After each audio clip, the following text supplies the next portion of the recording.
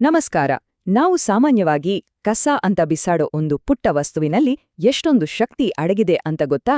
ಹೌದು, ನಾವು ಮಾತಾಡ್ತಿರೋದು ಕುಂಬಳಕಾಯಿ ಬೀಜಗಳ ಬಗ್ಗೆ. ಬನ್ನಿ, ಈ ಪುಟ್ಟ ಪೆಪಿಟಾದ ದೊಡ್ಡ ಜಗತ್ತಿನ್ನು ಒಟ್ಟಿಗೆ ಸೇರಿ ಅನ್ವೇಷಿಸೋಣ.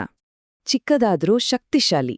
ನೋಡಿ, ಈ ಒಂದು ಮಾತು ಕುಂಬಳಕಾಯಿ ಬೀಜಗಳಿಗೆ ಅಂದ್ರೆ ಪೆಪಿಟಾಸ್ ಅಂತಾನೂ ಕರೀತಾರಲ್ಲ, ಅದಕ್ಕೆ ಹೇಳಿ ಮಾಡಿಸಿದ ಹಾಗೆ ಇದೆ. ಅಂದ್ರೆ ನೋಡೋಕ್ ಚಿಕ್ಕದಾಗಿದ್ರೂ ಇದರ ತಾಕತ್ತೇ ಬೇರೆ. ನಮ್ಮ ಡಯಟ್ಗೆ ಸೇರ್ಸ್ಕೊಳ್ಬೋದಾದ ಅತ್ಯಂತ ಪೌಷ್ಟಿಕಾಂಶಭರಿತ ತಿಂಡಿಗಳಲ್ಲಿ ಇದೂ ಒಂದು. ಹಾಗಾದ್ರೆ ಈ ಪುಟ್ಟ ಬೀಜಗಳಲ್ಲಿ ಅಂಥದ್ದೇನಿದೆ? ಬನ್ನಿ ನೋಡೋಣ. ಸರಿ, ಹಾಗಾದ್ರೆ ಇವತ್ ನಾವೇನೆಲ್ಲ ನೋಡ್ತೀವಿ ಅಂದ್ರೆ, ಮೊದಲು ಈ ಬೀಜಗಳ ಪೌಷ್ಟಿಕಾಂಶದ ಶಕ್ತಿ ಏನು ಅಂತ ತಿಳಿಯೋಣ. ಆಮೇಲೆ ಅದ್ರಿಂದ ನಮ್ಮ ಆರೋಗ್ಯಕ್ಕೆ ಏನೆಲ್ಲ ಲಾಭಗಳಿವೆ ಅಂತ ನೋಡೋಣ. ನಂತರ ಇದನ್ನು ತಿನ್ನೋಕೆ ಬೆಸ್ಟ್ ವಿಧಾನಗಳು ಯಾವುದು, ದಿನಕ್ಕೆ ಎಷ್ಟು ತಿಂದ್ರೆ ಸರಿ, ಮತ್ತು ಕೊನೆಯದಾಗಿ ಗಮನದಲ್ಲಿಡಬೇಕಾದ ಒಂದೆರಡು ಎಚ್ಚರಿಕೆಗಳ ಬಗ್ಗೆನೂ ಮಾತಾಡೋಣ. ನಮ್ಮ ಮೊದಲನೇ ವಿಭಾಗ ಪೌಷ್ಟಿಕಾಂಶದ ಶಕ್ತಿ. ಇದನ್ನ ಸೂಪರ್ ಫುಡ್ ಅಂತ ಯಾಕೆ ಕರೀತಾರೆ ಅಂತೀರಾ? ಯಾಕಂದ್ರೆ ಉತ್ತರ ಅದರ ಪೋಷಕಾಂಶಗಳಲ್ಲೇ ಅಡಗಿದೆ. ಜಸ್ಟ್ ಒಂದ್ ಹಿಡಿಯಷ್ಟು ಅಂದ್ರೆ ಸುಮಾರು 28 ಗ್ರಾಂ ಕುಂಬಳಕಾಯಿ ಬೀಜದಲ್ಲಿ ಏನೆಲ್ಲ ಇರುತ್ತೆ ಗೊತ್ತಾ? ಇದರಲ್ಲಿ ಸುಮಾರು 150 ಕ್ಯಾಲರಿ, 9 ಗ್ರಾಂ ಪ್ರೋಟೀನ್ ಮತ್ತೆ ನಮ್ಮ ದೇಹಕ್ಕೆ ಬೇಕಾದ ಆರೋಗ್ಯಕರ ಕೊಬ್ಬು ಇದೆ. ಆದ್ರೆ ಅಸ್ಲಿ ಮ್ಯಾಜಿಕ್ ಇರೋದು ಬೇರೆ ಕಡೆ. ನಮ್ಗೆ ದಿನಕ್ಕೆ ಬೇಕಾಗುವ ಮೆಗ್ನೀಷಿಯಂ ಇದೆಯಲ್ಲ, ಅದರಲ್ಲಿ ಸುಮಾರು 40% ಮತ್ತು ಸತು ಅಂದ್ರೆ ಜಿಂಕ್ ಸುಮಾರು 20% ಒಂದೇ ಹಿಡಿ ಬೀಜದಿಂದ ಸಿಗುತ್ತೆ. ಅಬ್ಬಬ್ಬಾ! ಇದೇ ಕಾರಣಕ್ಕೆ ಇದರ ಆರೋಗ್ಯ ಪ್ರಯೋಜನಗಳು ಕೂಡ ಅಷ್ಟೇ ಅದ್ಭುತವಾಗಿರತ್ತೆ. ನಮ್ಮ ಎರಡನೇ ವಿಭಾಗ ಆರೋಗ್ಯ ಪ್ರಯೋಜನಗಳು. ಸರಿ, ಈ ಪೋಷಕಾಂಶಗಳೆಲ್ಲ ಇದೆ ಅಂತಾಯ್ತು, ಆದ್ರೆ ಇದರಿಂದ ನಮ್ಮ ದೇಹಕ್ಕೆ ಆಗೋ ಲಾಭಗಳೇನು?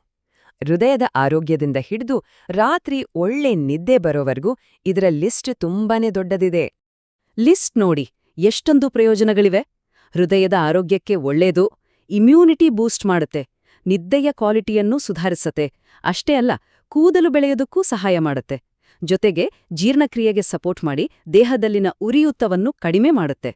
ಬನ್ನಿ, ಇವುಗಳಲ್ಲಿ ಮುಖ್ಯವಾದ ಕೆಲವನ್ನ ಸ್ವಲ್ಪ ವಿವರವಾಗಿ ನೋಡೋಣ. ಮೊದಲನೇದಾಗಿ ಹೃದಯದ ಆರೋಗ್ಯ.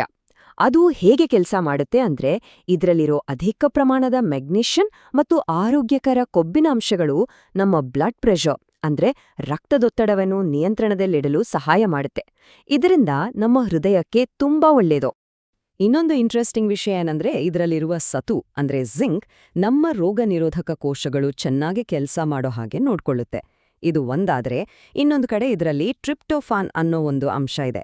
ಇದು ನಮ್ಮ ಮೆದುಳಿನಲ್ಲಿ ಮೆಲೆಟೋನಿನ್ ಅಂದ್ರೆ ನಿದ್ರೆಗೆ ಬೇಕಾದ ಹಾರ್ಮೋನ್ ಉತ್ಪತ್ತಿಯಾಗೋಕೆ ಸಹಾಯ ಮಾಡುತ್ತೆ.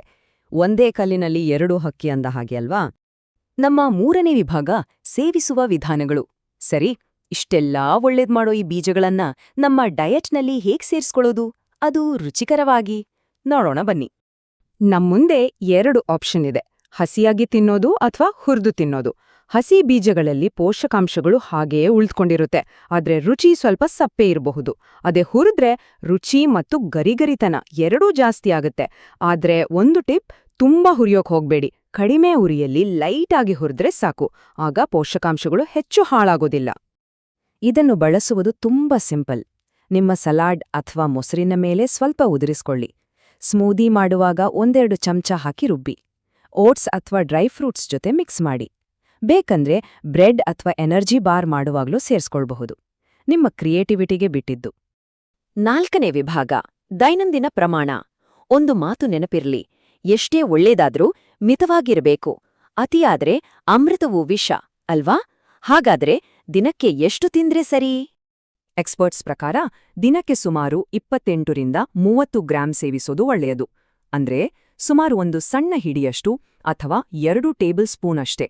ಈ ಪ್ರಮಾಣ ನಿಮ್ಗೆ ಜಾಸ್ತಿ ಕ್ಯಾಲರಿಗಳ ಚಿಂತೆ ಇಲ್ಲದೆ ಎಲ್ಲಾ ಪೋಷಕಾಂಶಗಳ ಲಾಭ ಕೊಡುತ್ತೆ. ಮತ್ತು ನಮ್ಮ ಅಂತಿಮ ವಿಭಾಗ ಕೆಲವು ಎಚ್ಚರಿಕೆಗಳು. ಕೊನೆಯದಾಗಿ ಆದ್ರೆ ತುಂಬಾನೇ ಮುಖ್ಯವಾದ ವಿಷಯ, ಇದರ ಲಾಭಗಳನ್ನ ಪಡೆಯೋಕೆ ನಾವಿದನ್ನ ಸ್ಮಾರ್ಟಾಗಿ ಸೇವಿಸೋದು ಹೇಗೆ ಅಂತ ನೋಡೋಣ. ಒಂದೆರಡು ವಿಷಯಗಳನ್ನ ಗಮನದಲ್ಲಿಟ್ಟುಕೊಳ್ಳಿ. ಇದರಲ್ಲಿ ಕ್ಯಾಲರಿಗಳು ಸ್ವಲ್ಪ ಜಾಸ್ತಿ ಇರೋದ್ರಿಂದ ತುಂಬಾ ತಿಂದ್ರೆ ತೂಕ ಹೆಚ್ಚಾಗಬಹುದು. ಇದರಲ್ಲಿ ಫೈಬರ್ ಕೂಡ ಹೆಚ್ಚಿರೋದ್ರಿಂದ ಕೆಲವರಿಗೆ ಹೊಟ್ಟೆ ಉಬ್ರಿಸಿದಾಗೆ ಆಗಬಹುದು. ಹಾಗಾಗಿ ಸ್ವಲ್ಪನೇ ಶುರು ಮಾಡಿ. ಪ್ಯಾಕೆಟ್ನಲ್ಲಿ ಬರೋ ಉಪ್ಪು ಹಾಕಿರೋ ಬೀಜಗಳನ್ನ ಆದಷ್ಟು ಅವಾಯ್ಡ್ ಮಾಡಿ ಮತ್ತು ತೀರಾ ಅಪರೂಪವಾದ್ರೂ ಕೆಲವರಿಗೆ ಇದರಿಂದ ಅಲರ್ಜಿ ಆಗೋ ಸಾಧ್ಯತೆ ಇರುತ್ತೆ. ಸೊ ಮುಖ್ಯವಾಗಿ ಮಿತವಾಗಿ ಸೇವಿಸಿ ಮತ್ತು ಉಪ್ಪು ಸೇರಿಸಿದ ಬೀಜಗಳನ್ನೇ ಆರಿಸಿಕೊಳ್ಳಿ. ಹಾಗಾದ್ರೆ ಇಡೀ ಚರ್ಚೆಯ ಸಾರಾಂಶ ಏನು? ದಿನಕ್ಕೆ ಕೇವಲ 1 ಹಿಡಿ ಕುಂಬಳಕಾಯಿ ಬೀಜಗಳನ್ನು ಸೇವಿಸೋ ಒಂದು ಸಣ್ಣ ಅಭ್ಯಾಸ ನಮ್ಮ ಒಟ್ಟಾರೆ ಆರೋಗ್ಯವನ್ನು ಕಾಪಾಡಿಕೊಳ್ಳೋಕೆ ತುಂಬಾನೇ ಸಹಾಯ ಮಾಡುತ್ತೆ. ಹಾಗಾದ್ರೆ ಕೊನೆಯದಾಗಿ ಒಂದು ಪ್ರಶ್ನೆ. ನಮ್ಮ ದಿನಚರಿಯಲ್ಲಿ ಮಾಡೋ ಇಂಥ ಒಂದು ಸಣ್ಣ ಬದಲಾವಣೆ ನಮ್ಮ ಆರೋಗ್ಯದಲ್ಲಿ ನಿಜವಾಗಿಯೂ ಒಂದು ದೊಡ್ಡ ಸಕಾರಾತ್ಮಕ ಪರಿವರ್ತನೆ ತರಬಹುದಾ? ಖಂಡಿತವಾಗಿಯೂ ಯೋಚಿಸಿ. ಈ ಮಾಹಿತಿ ನಿಮ್ಗೆ ಇಷ್ಟವಾಗಿದ್ರೆ ದಯವಿಟ್ಟು ಲೈಕ್ ಮಾಡಿ ಮತ್ತು ಇದೇ ರೀತಿ ಇನ್ನಷ್ಟು ಆರೋಗ್ಯಕರ ಮಾಹಿತಿಗಾಗಿ ನಮ್ಮ ಚಾನೆಲ್ಗೆ ಸಬ್ಸ್ಕ್ರೈಬ್ ಮಾಡೋದನ್ನ ಮರಿಬೇಡಿ.